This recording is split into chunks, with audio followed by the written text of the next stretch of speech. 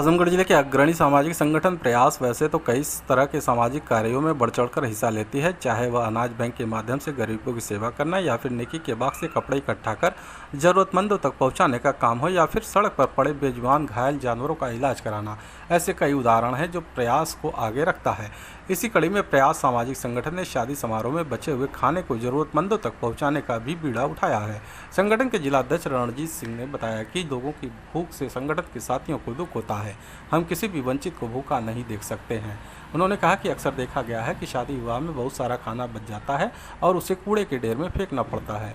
इसको देखते हुए संगठन ने तय किया कि इस बात की जानकारी होने पर वे लोग बचे हुए उपयोग युक्त खाने को लेकर आते हैं और गरीबों में बांट देते हैं ताकि भोजन उनके पेट तक पहुँच सके। इस काम के लिए संगठन ने जगह जगह पोस्टर बैनर भी लगा रखा है। सोशल मीडिया का भी सहारा लिया जाता है। लोग अब संगठन को फ़ोन कर बुलाते हैं और बचे हुए खाने को हमें सौंप देते हैं। तथा सदैव वंचितों, शोषितों, पीड़ितों के लिए काम करती है। भय, भूख, भ्रष्टाचार के खिलाफ हमारा आंदोलन ही है। और हम लोगों ने देखा कि तमाम मैरिज हॉलों में, शादी ब्याह या ऐसे फंक्शनों में जो भोजन बच जाते हैं वो भोजन नष्ट होता है, लोग उसको कहीं न कहीं कूड़े में फेंकते हैं। तो हमारी संस्था को इससे दर्द हुआ और हम लोगों ने प्रयास किया कि इस भोजन से किसी का पेट भरे। तो तमाम जगहों पर हमारा बैनर लगा है, पोस्टर लगा है। सोशल मीडिया के माध्यम से जहां इस तरीके से भोजन बचता है, लोग उनको सूचित करते हैं और हमारी संस्था के साथी उसको कलेक्ट करके जिसमें अच्छा भोजन होता है, जो खाने योग्य होता है, उसको हम जरूरतमंदों को देने का प्रयास करते हैं ताकि उनकी क्षुधा शांत हो। और आगे हम कुछ इससे और बड़ा करने वाले हैं, जिसकी रूपरेखा तैयार की जा रही है। जल्द ही हम लोग इसको कुछ बड़ा कर सकेंगे। समाज आजमगढ़ जिले के मुबारकपुर कस्बे में अमलो स्थित बाग के पेड़ पर आम चढ़कर तोड़ते समय गिरकर घायल हुए 11 वर्षीय बालक ने निजी अस्पताल में इलाज के दौरान दम तोड़ दिया। पुलिस ने शव को पोस्टमार्टम के लिए भेज दिया। बता दें कि मुबारकपुर कस्बे के अमला मोहल्ला निवासी 11 वर्षीय रोशन गुरुवार की शाम मोहल्ले के ही एक युवक आम देने का लालच देकर उसे बगीचे में ले गया और फल तोड़ने के लिए उसे पेड़ पर चढ़ा दिया। बताते हैं कि फल तोड़ते समय बालक का संतुलन बिगड़ा और वह पेड़ से गिरकर घायल हो गया। यह देख वहां मौजूद युवक मौके से भाग निकले। स्थानीय लोगों ने बाग में घायल पड़े बालक को देख इसकी सूचना परिजनों को दी। आनंद फानंद में उसे उपचार के लिए शहर के एक निजी अस्पताल में भर्ती कराया गया, जहाँ देर शाम उसने दम तोड़ दिया। घटना के संबंध में मृतक के परिजनों द्वारा थाने में तहरीर देकर आरोप लगाया गया कि अमलो मोहल्ले के रहने वाले युवक ने बालक को आम का लालच देकर पेड़ पर चढ़ाया था, जिसकी वजह से बालक की पेड़ से गिरकर मौत हो गई। पुलिस ने शव को पोस्टमार्टम के लिए भेज दिया है। आजमगढ़ जिले के कप्तानगंज थाने की पुलिस ने संपत्ति विवाद को लेकर पिता पुत्र की गोली मारकर हत्या के आरोप में गिरफ्तार युवक के पुत्र को भी गिरफ्तार कर लिया है। बता दें कि कप्तानगंज थाना क्षेत्र के धनवारी गांव में मंगलवार की रात संपत्ति विवाद को लेकर पूर्व सैनिक मनोज सिंह ने अपने पिता श्री नारायण सिंह एवं भाई मनीष सिंह की गोली मारकर हत्या कर दी। वारदात को अंजाम देने के बाद हत्यारोपी पूर्व सैनिक ने स्थानीय थाने में जाकर समर्पण कर दिया। पुलिस ने घटना में प्रयुक्त लाइसेंसी असलाह भी बरामद कर लिया। इस दौरान बीच बचाव करने गई परिवार की बुजुर्ग महिला अवधराजी देवी को भी पूरी तरह घायल कर दिया गया। घायल महिला को अस्पताल में भर्ती कराया गया है। घटना को लेकर मृत मनीष की पत्नी कामनी सिंह की तहरीर पर पुलिस ने मनोज सिंह के साथ ही उसके पुत्र यशवंत सिंह के खिलाफ हत्या का मामला दर्ज किया है। घटना के बाद से यशवंत फरार चल रहा था। शुक्रवार को दिन में पुलिस को सूचना मिली कि डबल मर्डर की घटना में आरोपी यशवंत क्षेत्र के छाता का पूरा हाईवे के समीप मौजूद है। पुलिस तत्काल मौके पर पहुंची और उसे गिरफ्तार कर लिया।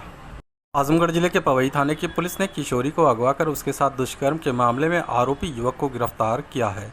बता दें कि पवई थाना क्षेत्र के रहने वाली एक महिला ने मुकामी थाने में नामजद रिपोर्ट दर्ज कराते हुए आरोप लगाया था कि बीते मंगलवार की रात क्षेत्र के नकटुहा नंदेश्वर ग्राम निवासी अंसार और उसकी 16 वर्षीय पुत्री को बहला फुसलाकर भगा ले गया।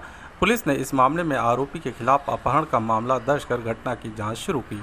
शुक्रवार की सुबह पुलिस ने आरोपी अंसार को क्षेत्र के मिल्कीपुर पूर्वांचल एक्सप्रेसवे के नीचे से गिरफ्तार कर अगवा की गई लड़की को बरामद कर लिया।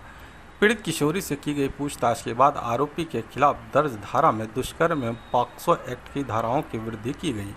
आरोपी को न्यायिक अभिरक्षा में जेल भेज दिया गया है। आजमगढ़ जिले के दीदारगंज थाने की पुलिस ने अतरौलिया थाना क्षेत्र के हरदिया गांव में छापेमारी कर गैंगस्टर एक्ट में वांछित आरोपी को उसके घर से गिरफ्तार कर लिया। बता दें कि जिला प्रशासन की संस्तुति पर अतरौलिया थाना क्षेत्र के हरदिया गांव निवासी सुनील यादव के खिलाफ दीदारगंज थाने की पुलिस द्वारा गैंगस्टर एक्ट की कार्रवाई की गई थी। पुलिस मुकदमा दर्ज होने के बाद आरोपी की तलाश कर रही थी। इसी दौरान पुलिस को सूचना मिली कि आरोपी लुक छिपकर अपने घर पर रह रहा है।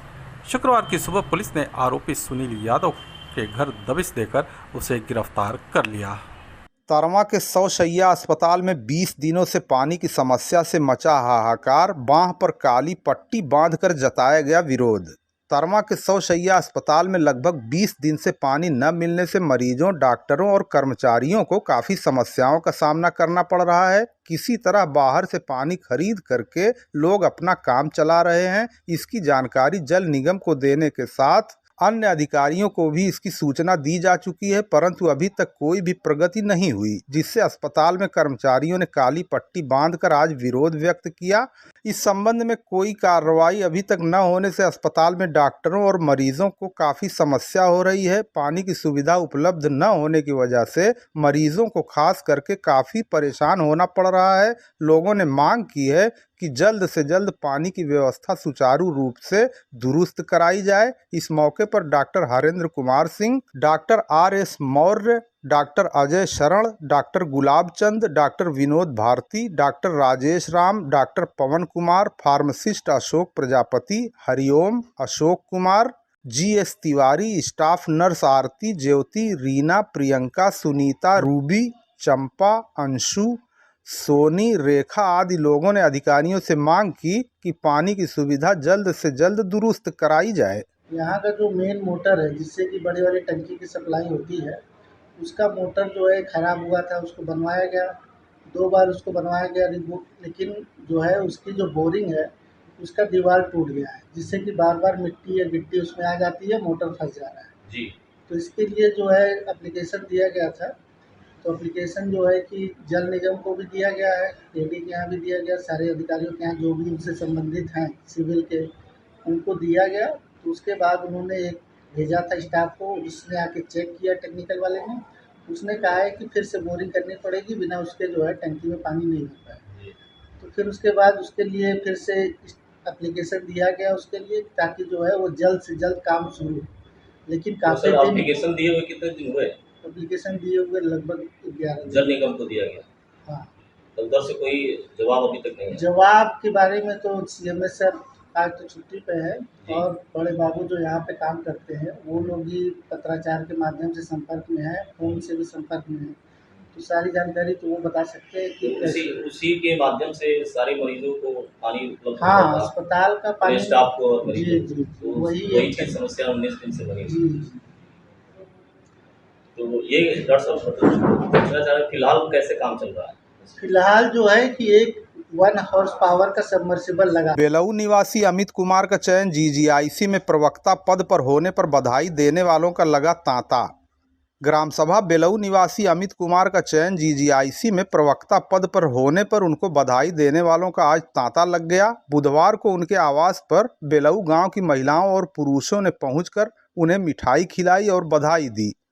परिवार की स्थिति बहुत अच्छी न होते हुए भी अमित कुमार ने अपनी पढ़ाई और परिस्थिति का सामना करते हुए कठिन परिश्रम के बाद यह पद हासिल किया। अमित कुमार ने कठिन परिश्रम के द्वारा यह पद प्राप्त करके क्षेत्र के युवकों के लिए प्रेरणा स्रोत बन गए कि दृढ़ संकल्प और कड़ी मेहनत की जाए तो मंजिल कदम चूमेगी, चाहे लक्ष्य कितना ही बड़ा क्यों न हो। बधाई के उपरांत प्रवक्ता अमित कुमार ने कहा, संघर्षों से कभी भी नहीं घबराना चाहिए। जो बच्चे घर से दूर इलाहाबाद आदि में रहकर तैयारी करते हैं वो मेहनत से पढ़ाई करें और अपने सीनियर से हमेशा सुझाव लेते रहें। घबराने की जरूरत नहीं है, कामयाबी जरूर मिलेगी। इस मौके पर अजय कुमार, पूनम भारती, कैलाशी देवी, राजदेई, मीरा, राजपति, शिवांगी, अजय सरोज, दीपक, अभिराज, दसई समेत सैकड़ों लोग मौजूद रहे। जो है आपका चयन हुआ जी जी, इसके बारे में आप सरकार के बारे में क्या कहना चाहते हैं? सरकार के बारे में सर मैं सरकार को बहुत बहुत धन्यवाद देना चाहूँगा, और भारतीय जनता पार्टी के जो नेतृत्व करता है राष्ट्रीय स्तर पर प्रधानमंत्री माननीय श्री नरेंद्र मोदी जी एवं उत्तर प्रदेश के मुख्यमंत्री महंत माननीय श्री आदित्यनाथ योगी जी, विशेष रूप से आदित्य योगीनाथ जी का मुख्यमंत्री साहब जो हमारे हैं मुख्यमंत्री जी, मैं इनको विशेष धन्यवाद इसलिए देना चाहूँगा कि इनकी कार्य क्षमता, कार्यप्रणाली, कुशल शासन व्यवस्था इस स्तर की कि मैं बहुत प्रसन्न हूँ, प्रभावित रहता हूँ। दूसरी चीज़ कि मेरे मेंस एग्ज़ाम के पहले चुनाव हुआ और चुनाव हुआ, चुनाव परिणाम जब आने वाला था मैं इलाहाबाद ही था और पढ़ाई कर रहा था। जब रिजल्ट आने वाला था तो मैं दिन भर मोबाइल नहीं ओपन किया, पढ़ाई ही कर रहा था। मैं कहा कि लगभग 3-4 बजे ओपन करूँगा और रिजल्ट तो पता चल ही जाएगा, और बीच में करूँगा तो पढ़ाई भी डिस्टर्ब होगी। मैं लगभग 4 बजे मोबाइल ओपन किया। मुझे पता चला जब कि भारतीय जनता पार्टी की सरकार बन गई है। मुझे बहुत खुशी हुई। खुशी के साथ मुझे विश्वास हुआ। विश्वास इस बात का हुआ कि अब मेरा सिलेक्शन निश्चित रूप से हो जाएगा।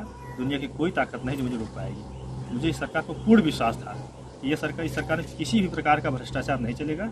किसी प्रकार का जो भी सुनने में आता है ऐसा कि कहीं न कहीं करप्शन होता है, सिलेक्शन में भी सिलेक्शन प्रभावित होता है, पारदर्शिता नहीं रहती है, मुझे पूर्ण विश्वास हो गया कि अब मेरा सिलेक्शन हो जाएगा।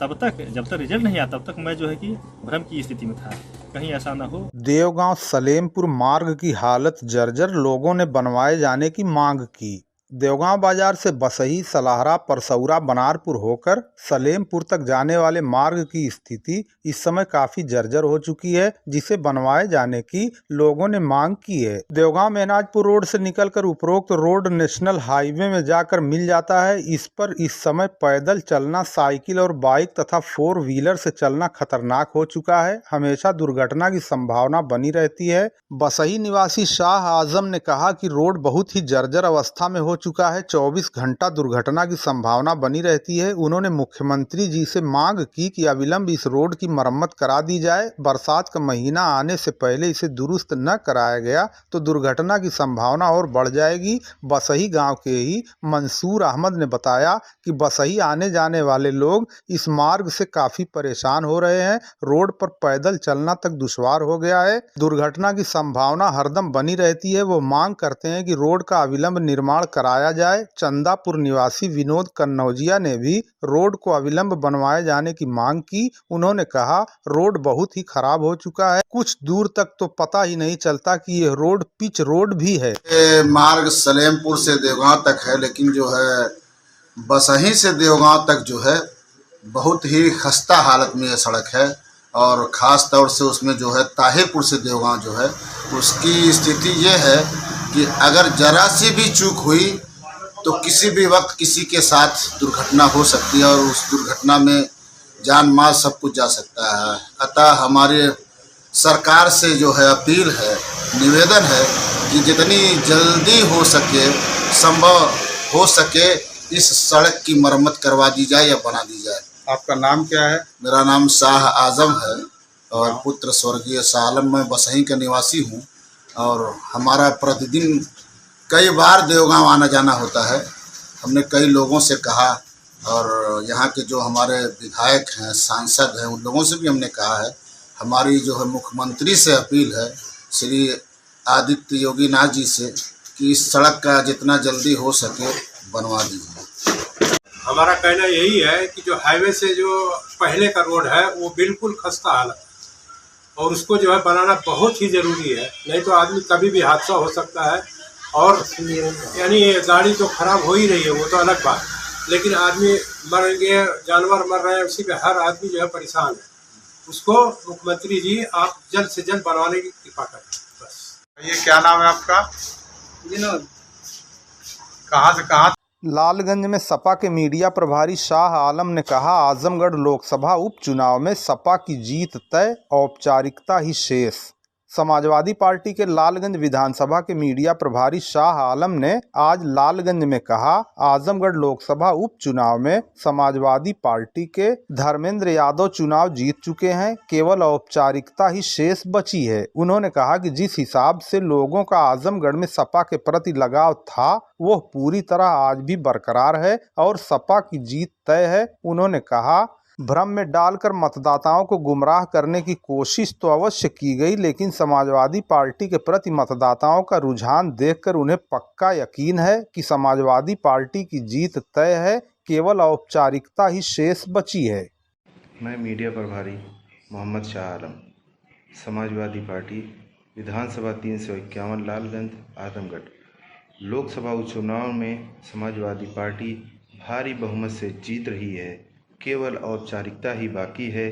माननीय धर्मेंद्र यादव जी यहाँ से चुनाव जीत चुके हैं